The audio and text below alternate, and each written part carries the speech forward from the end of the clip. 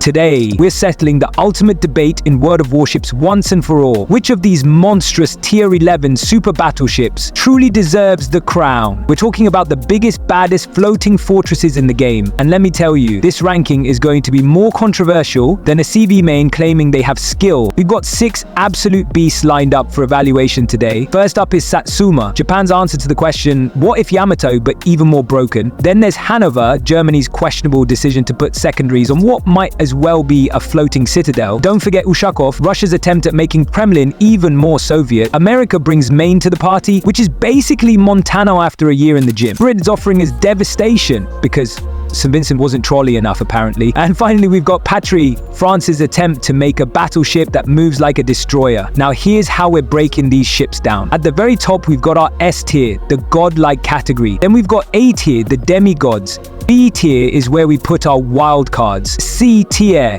which stands for stupid mistakes, ships that make you wonder what the developers were smoking when they approved the design. Alright captains, let's talk about the Satsuma, the Japanese super battleship that makes Yamato look like a fishing boat. This thing is the definition of overpowered. And I'm not just saying that because of the ridiculous 510 mm guns, though let's be honest, that's a big part of it. First, those main guns, 3 triple 510 mm turrets that laugh at 30 m of armor like it's not even there. The overmatch capability alone makes this ship terrifying to face in any cruiser. The accuracy is stupidly good too, with 1.8 sigma and battle cruiser dispersion. That means you'll actually hit what you're aiming at, instead of watching your shells spray around the target like some German battleships we could name. Yeah, the 35-second reload is slow, but when every salvo can literally delete ships, who cares? Now, let's talk survivability, because this thing is tankier than it has any right to be. 112,500 HP is nothing to sneeze at,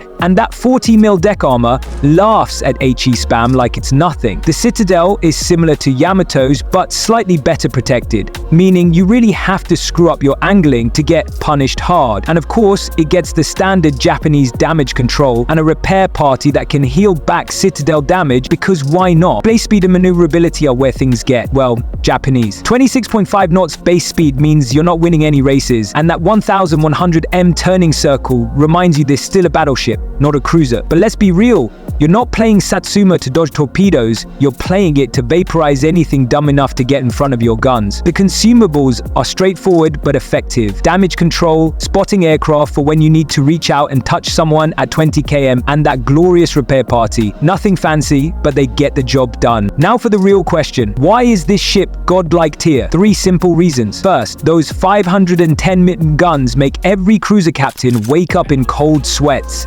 Second, the accuracy means you can actually rely on your shots hitting where you aim. And third, the combination of tankiness and healing means you can stay in the fight longer than most other battleships. Now let's talk about Hannover, the German super battleship that makes me question WG's design choices more than a CV rework. This thing is what happens when you take everything wrong with German battleships and dial it up to 11. First, the guns. 4 turrets with 483 EM's guns sounds decent on paper, but here's the catch. The firing angles are so bad you'll need to show more broadside than a yoga instructor to get all 4 turrets firing, and even when you do, the dispersion will make you question if your gunners are drunk on schnapps. The reload isn't terrible at 30 seconds, but when half your shells miss or shatter, it doesn't matter much. Now, the supposed strength, those secondaries, yes, they buffed them. Yes, they have great range and fire chance, but here's the problem. You'll be dead before they can do anything meaningful. The AA is similarly disappointing, looks good on paper, but any decent carrier player will still farm you like a bot match. The armor is where the real joke begins. 80 mid deck armor sounds tough until you realize every Hisfimmer in the game will light you up like a Christmas tree. The Citadel is massive and sits high in the water,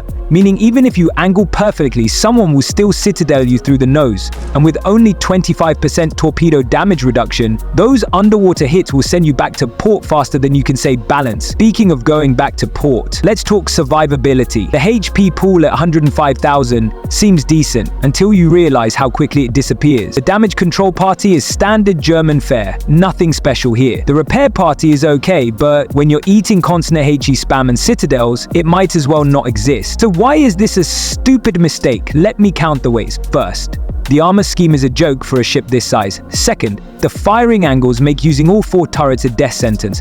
Third, the secondaries, the one thing Germany is supposed to be good at, are useless because you'll be dead before they can work. And fourth, the entire concept of a super battleship that dies faster than a tier 5 cruiser is just baffling. Now, let's talk about Ushakov, the Soviet super battleship that plays like Kremlin's weird cousin who drinks too much vodka. This thing is the definition of a wild card. One game it feels unstoppable, the next it gets deleted faster than a DD spotting for a CV. First, the Gunters. 4 turrets with 457, that sound good on paper. The Alpha Strike is nasty at 13,500 per shell, but here's the catch. The dispersion is about as reliable as Russian winter. Sometimes you'll dev strike a cruiser from 15k, other times you'll miss a broadside Yamato at point blank range. The 30-second reload is decent, but when half your shells decide to go on vacation, it doesn't matter much. The armor is where Ushakov shines when it works. That thick Soviet steel can bounce shells like nobody's business if you angle perfectly, but get caught even slightly wrong and that massive citadel will punish you harder than Stalin punished his generals. The 90,000 HP pool isn't great for a super battleship, and with the Soviet damage control that lasts about as long as a mayfly's lifespan, you'll burn to death more often than you'd like. Mobility is, well, Russian. 28 knots is okay, but that 800 m turning circle means dodging torpedoes is about as likely as Putin admitting fault for anything. The AA is decent but nothing special. Carriers will still farm you given the chance. So why is this a wide card? Because when RNGesus smiles upon you, Ushakov feels like an unstoppable force of nature. But when luck isn't on your side, you'll die without accomplishing anything. The armor works great until it doesn't. The guns hit hard when they feel like it. The whole ship is a roll of the dice. Sometimes you crap out, sometimes you hit the jackpot. If you enjoy high risk, high reward gameplay and don't mind praying to Stalin's ghost for good dispersion, Ushakov can be fun. But if you want consistency, look elsewhere. Alright captains, let's talk about the USS Maine. The American super battleship that looks at subtlety and says, that sounds like a communist plot. This thing is basically what happens when you take a Montana, pump it full of steroids, and give it enough guns to start its own naval artillery regiment. We're talking 16 barrels of freedom that make even the mighty Satsuma think twice about showing broadside. First, let's address the elephant in the harbor. Those guns. 4 turrets with 406 MIM guns each means you're throwing 16 shells downrange every salvo. Now, I know what you're thinking, but 406 MIM doesn't overmatch like those fancy 510 MIM guns. True, but when you're slinging this much lead, something's going to stick. The accuracy is typically American, reliable, consistent, and deadly at mid-range. The 1.8 Sigma and improved dispersion means you'll actually hit what you're aiming at, unlike certain other battleships we could mention. Looking at you, German line. The 30-second reload keeps things fair, but let's be honest, when you're throwing this much steel, you don't need to reload fast. Now let's talk survivability, because Maine brings the whole American battleship package. 50% torpedo damage reduction means destroyers can't just delete you with a lucky spread. The 38 Diminu deck armor laughs at HE spam like it's nothing. The Citadel is well protected when angled properly, though get caught flat and you'll still eat Citadels like any other battleship. The health pool is massive,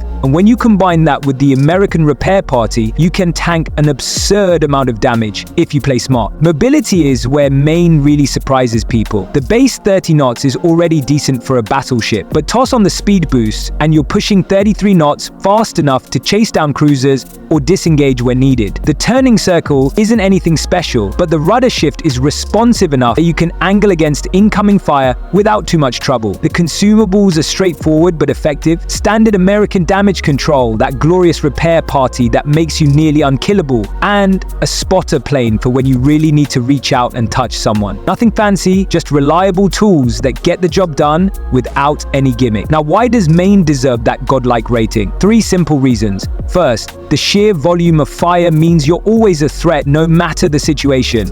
Second, the combination of tankiness and healing makes you incredibly hard to kill if played right. And third, it's just so damn consistent. No RNG nonsense, no weird gimmicks, just point your guns at the enemy and let freedom ring. Now, let's talk about Devastation, the British super battleship that proves WG's balance team really loves tea. This thing is like if St. Vincent went to Oxford, got a degree in trolling, and came back with the hills so broken it should be illegal. Burst the guns. 4 twin 457mm rifles that sound scary until you realize they're about as consistent as British weather. The accuracy is decent, 1.8 sigma, but the damage output feels weaker than a crumpet dipped in lukewarm tea. The AP hits hard when it pens, but the HE is your best friend. 48% fire chance means you'll be setting the world on fire. Literally. Reload, 30 seconds? Slow, but you're not here for the guns anyway. Now the real star, that super heal. Imagine being able to recover 60% of your HP from fires, floods, and citadels like they never happened. Now imagine doing that 5 times per game. That's Devastation. A ship that laughs at death harder than a Monty Python sketch. Combine that with 40mm deck armor that shatters most HE, and you got a floating fortress that just ability, surprisingly good for a Brit. 33 knots base speed lets you reposition like a cruiser,